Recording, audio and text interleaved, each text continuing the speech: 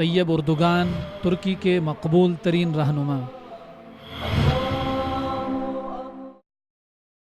ترک اخبارات و جرائد نے قومی الیکشن میں جسٹس اینڈ ڈیولپمنٹ پارٹی کی مسلسل تیسری بار کامیابی حاصل کر کے حکومت سازی پر اس کے سربراہ رجب طیب اردوغان کو ترکی کا نجات دہندہ اور پرآشوب ادوار میں ترکی کو بحرانوں سے نکالنے والا ترک تاریخ کا مقبول ترین رہنما قرار دیا ہے۔ عالمی نیوز ایجنسی AFP نے ایک تجزیے میں رجب طیب اردوغان کی انتخابی فتح پر لکھا ہے کہ ترکی کا سلطان ایک مرتبہ پھر فتح یاب ہو گیا۔ برطانوی اخبار ڈیلی میل آن لائن کے مطابق رجب طیب اردوغان کی انتخابی فتح مخالفین اور مغرب کے لیے گہرا صدمہ ہے۔ امریکی جریدے USA ٹوڈے کی رپورٹ کے مطابق مغربی اور سیکولر تجزیہ نگاروں نے ترک الیکشن میں جسٹس اینڈ ڈیولپمنٹ پارٹی کی شکست کی پیش گوئی کی تھی، جو یکسر غلط ثابت ہوئی۔ دوسری جانب ایک دہائی سے رجب طیب اردوغان کو آمر قرار دینے والے ان کے بدترین مخالف اور امریکہ نواز رہنما فتح اللہ گولن اور ان کے حامی رجب طیب اردوغان کو ایک ایسا رہنما قرار دیتے ہیں جو خود کو مزید طاقتور بنانے کی کوششوں میں مصروف ہیں۔ امریکی اخبار نیو یارک ٹائمز نے اردوغان کی ذات پر حملہ کرتے ہوئے لکھا کہ رجب طیب اردوغان ترکی کے تمام مسائل کی جڑ ہیں۔ 19 امریکی سینیٹرز نے وزیر خارجہ جان کیری سے تحریری مطالبہ کیا کہ امریکہ اردوغان پر دباؤ ڈالے کہ وہ فتح اللہ کے زیر اہتمام میڈیا کو آزادی دے۔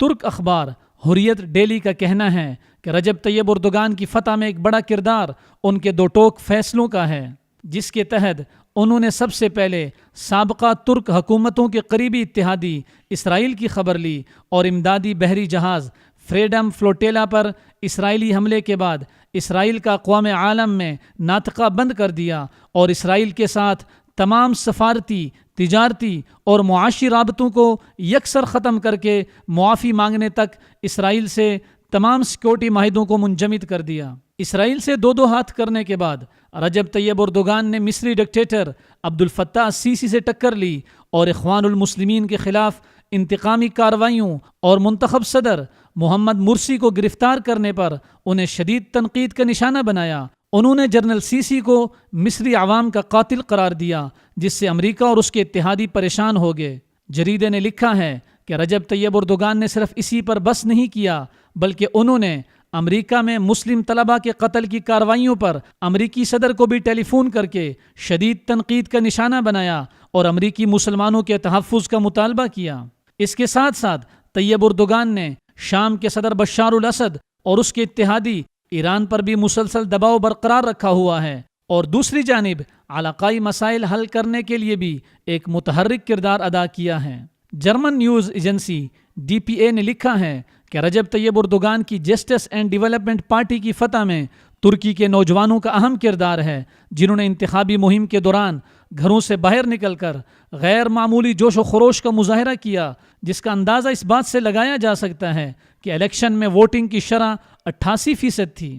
ادھر ترک جریدے آکسم نے ایک رپورٹ میں لکھا ہے کہ ایک معمولی کوسٹ گارڈ کا بیٹا رجب طیب اردوغان شروع ہی سے ترکی کی عظمت رفتہ کو بحال کرنے کے لیے اپنے ارادوں کو عملی جامہ پہنانے کا عزم رکھتا تھا۔ 1994 میں وہ پہلی بار تاریخی شہر استنبول کے میئر منتخب ہوئے اور اگلے چند برسوں میں شہر کو اس قدر ترقی دی کہ ان کا شمار ترکی کے چند گنے چنے کرپشن سے پاک سیاستدانوں میں ہونے لگا، لیکن وہ جلد ہی سیکولر ترک رہنماؤں اور حکومت کی نگاہوں میں کھٹکنے لگے اور ان کی سیاسی مذہبی جماعت پر پابندی عائد کر کے انہیں پابند سلاسل کر دیا گیا۔ موجودہ انتخابات میں امریکی، جرمن، برطانوی، فرانسیسی اور دیگر مغربی میڈیا نے دعویٰ کیا تھا کہ رجب طیب اردوغان کی جماعت الیکشن کے دوسرے مرحلے میں بری طرح شکست کھا جائے گی، لیکن الیکشن کے نتائج سے علم ہو گیا کہ مغربی میڈیا اور تجزیہ نگاروں کا دعویٰ محمل تھا، اور جسٹس اینڈ ڈیولپمنٹ پارٹی نے